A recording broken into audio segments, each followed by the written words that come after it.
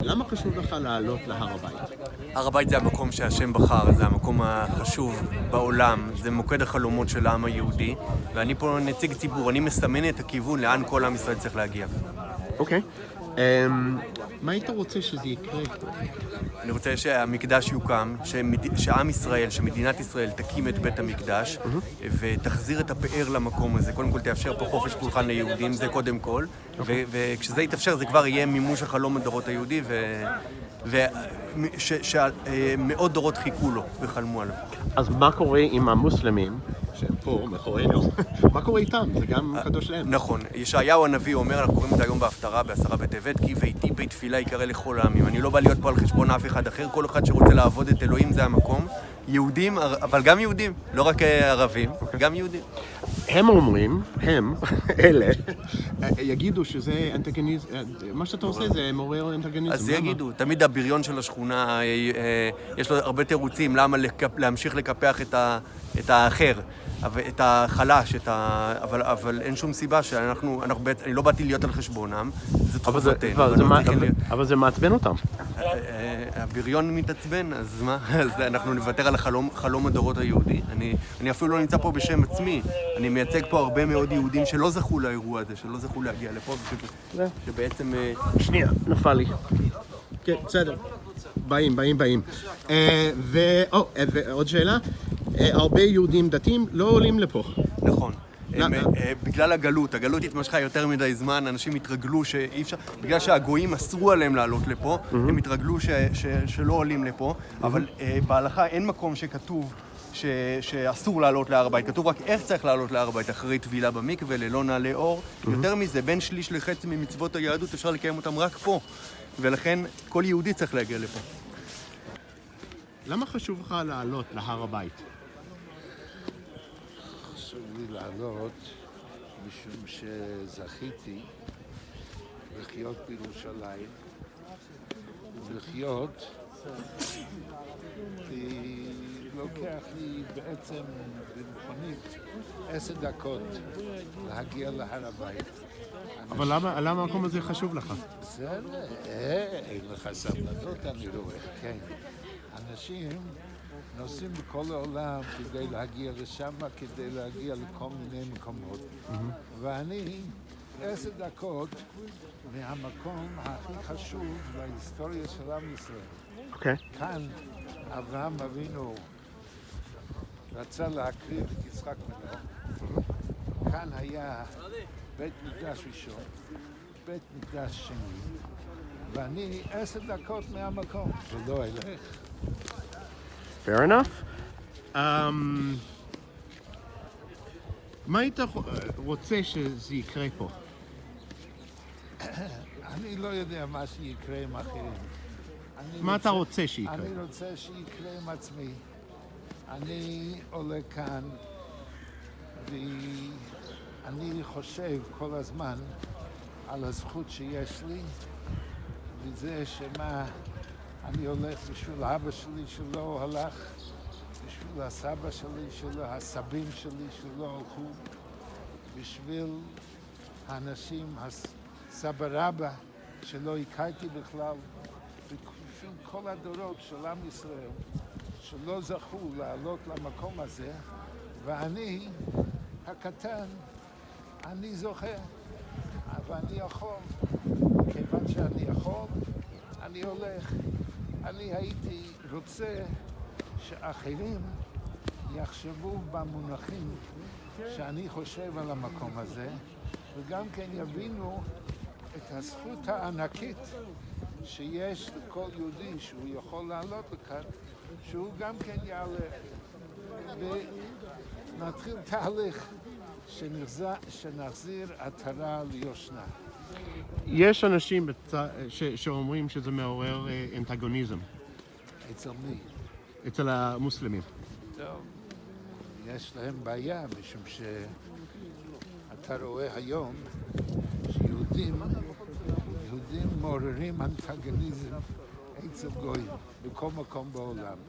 בפרט, מה יכול להיות יותר שמדינת ישראל גם כן התעורר הרבה אנטגוניזם אצל לא רק מוסלמים, אצל גויים בכל העולם. אז מה? יש לך איזה מסר למוסלמים שאומרים, למה אתם עולים? יש לך משהו להגיד? המסר שלי פשוט, אני לא מאיים עליהם בכלל. אני כאן, הם כאן. יש מקום לכולם כאן. כי בית תפילה יקרא לכל העמים. אין לי בעיה שהם יעלו, אני אעלה, וזהו. לא אומר שאתה לא יכול לעלות. אני עולה משום שאני עולה. הם יעלו משום שהם עולים. אין לי שום בעיה. I come every morning to pray, Shachrit. When King Solomon built the first temple, there's a very long. He describes it in detail. He gives a long prayer at the inauguration of the first temple, King Solomon, and he writes that he's building the temple in order for prayer. And he writes, if a person is far away, he should face the temple and pray. But why is it important? Explain to someone who doesn't understand. Why is it important for you to come here? Well, if you want to, if you have a connection with someone, so you have different options. You could send them an email. You can write him a letter through the post office. Or If you anyone could- does that today, I don't know. Okay, we got to go. We're being herded by the police. Okay. Or you could knock at his door and come to where he lives, and have a special connection with your friend. But he's more than a friend. He's the creator of the world. He's Okay, we're going. So what would you hope would happen now here? it's a hard thing to understand, to explain. What does it mean? מתקדמים בבקשה. לא... What does it mean that he lives in a certain house? King Solomon already asked that question. He says, "Hashamayim va'aretz lo yichal kulucha." Heavens and earth cannot contain God. Va'af habayis hazeh Hashem baniti. Could this temple that I built, could he live in this house? But yeah, God wanted, and he did. Even though he had that question, Solomon, nevertheless he built a temple, and he calls it the house of God. To be mamchish, that's the will of God, that he should have an address, a place where kivyachol he lives, and we can relate to that. And so, of course, I could go to I could pray from my house, from my salon, but Or you pray at the wall down here, at the kotel. right, I could stand. Right, exactly. I could either knock at the door and go in, or I could stand on an outside wall from the outside and scream up to his. As close as possible. Exactly. Go. Yes. Sorry, I stopped for a There's second. actually a different way to pray on the Har HaBayis than when you're not on the Har HaBayis. An example: when you finish each bracha in Shmona Esrei, instead of saying, let's say Baruch Atah Hashem Hakel HaKadosh, since this is the original place where prayer was. It's actually called Beit Tfilati, The house of my prayers. right.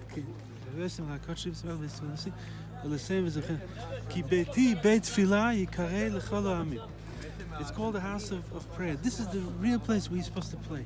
And even the Nusach Tfilah is different. To show you that that's really the place where it's meant to be. This is the place where it's meant to pray. Everything else is as if. But you're not supposed to pray here. I mean, according to the rules. The fact is that we do pray. We have Kaddish. We have Chazarat Hashatz. We have a regular prayer, except we can't have the tefillin, talit and tefillin, and we can't have a Torah scroll to read from the Torah. But we read it either by heart or through the iPhones. But we're going to get there. 4 or 5 years ago, we couldn't even do what we do now. And they told us, why are you coming? You can't even pray. We said we're going to come and we're going to try to see to it that we could pray. And we got there. Now, today, this prayer on the temple. למה חשוב לכם לעלות להר הבית? למה? להסביר למישהו בחו"ל שלא מבין, מישהו לא יהודי. זה המרכז של החיים של יהודי. פה צריכים להתפלל. הר הבית הוא מקום המקדש, ושליש מהתורה הוא הלכות בית המקדש. כשבן אדם, כשיהודי קורא לעצמו יהודי והוא מתעלם משליש מהתורה, זה לא יהדות. ולכן, כשאנחנו פה, אנחנו באים לומר, וחלק שלא שכחנו, במיוחד בצום, היום זה יום צום, להסביר, כן. היום זה יום צום, יום 10 בטבת, שבו יש לנו עניין של חורבן בית המקדש, ואנחנו באים לתקן את זה, אנחנו רוצים לתקן, אנחנו רוצים לבנות, וכל מה שמעכב אותנו זה המשטרה. כל מה שמעכב אותנו זה המדינה, ואנחנו רוצים באמת... אבל גם המוסלמים לא רוצים שאתם תהיו. ברור, אבל אותם אנחנו יכולים להעיף אם נרצה. אתה מתכוון להגיד שעם ישראל לא מספיק רוצה, עם ישראל חלקית רוצה, חלקית לא רוצה, אבל אנחנו רוצים ואנחנו באים לומר... אם בראש שלך היית רוצה להעיף, או מה היית רוצה מהמקום הזה? הייתי רוצה לבנות פה בית המקדש, להעיף פה את כל הערבים ולבנות פה בית המקדש. הם מוזמנים לבוא אחר כך. הם מוזמנים אחרי זה לבוא, אבל רק עד החל, כי יש להם... הם לא יכולים להגיע למקום המסגד, הם לא יכולים להתקרב, הם יכולים לעשות את הסיבוב שאנחנו עושים היום. את זה ניתן להם, כמובן הם רק בצורה כזאת. אוקיי, אבל לא, מסגד אל-אקצא פה? לא? קודם כל זה לא אל-אקצא, אל-אקצא זה זה שם. עומר. לא, פה, כאילו... את שניהם לא נעיף, הכיפה הכסופה, כיפת כאילו הזהב השחורה. וגם את הכיפה האפורה נעיף את שניהם ביחד. זה המטרה. לבנות בית מקדש. חשוב לך לעלות לפה. וואו. יש לזה תשובה מורכבת מהרבה חלקים. קודם כל, זה המקום של השם, אנחנו באים פה להתפלל, באים להתקרב, זה מקום, בעצם, המקום הקדוש לעם ישראל, אנחנו באים פה לחזור לשורשים שלנו, למשמעות העתיקה שלנו. ובאים פה גם בשביל, כן, אמירה מאוד מאוד חזקה. אנחנו מתקדמים פה בעזרת השם לכיוון של גדולת ישראל, של לחזור לעם ישראל חוזר לבית מקדש, חוזר לקדושה, חוזר לעבודת השם, חוזר לעוצמה ובלי לפחד. מה היית רוצה מהמקום הזה? מה היית רוצה לעשות פה? שיהיה. וחזון לטווח קרוב או לטווח רחוק? קרוב ואז רחוק. בשני מילים. החזון הגדול הוא בניין בית המקדש. אוקיי. בטווח הקרוב אנחנו קודם כל מביאים פה יהודים שתהיה הכרה ברורה שזה המקום הקדוש ביותר לעם היהודי. שיהודים באים לפה להתפלל ולעבוד את השם בצורה חופשית לגמרי, בלי הגבלות. אוקיי. ואחרי שיש בית מקדש, מה קורה עם אל-אקצא? זה אל-אקצא, נכון? לא, שם זה אל-אקצא. זה אל-אקצא שם. אוקיי, מה קורה עם זה? בשלב הראשון של בית מקדש זה לא באמת מפריע. בית מקדש, המקום המקדש זה פה. עוד מעט נראה, המקום המקדש הוא פה. אוקיי. ואל-אקצא הוא בעצם מחוץ לגבולות של הר הבית המקורי, אז בעצם הוא לא באמת מציק לבית המקדש בעצמו. אוקיי, ולטווח הארוך? טווח הארוך אישית... בית המקדש אמור להיות פה. זה איפה שבית המקדש אמור להיות, נכון? כן. וטווח הארוך, מה אמרת? טווח הארוך, כן. אישית הייתי רוצה שזה ילך מפה, אבל זה לא בהכרח קשור לעלייה להר הבית.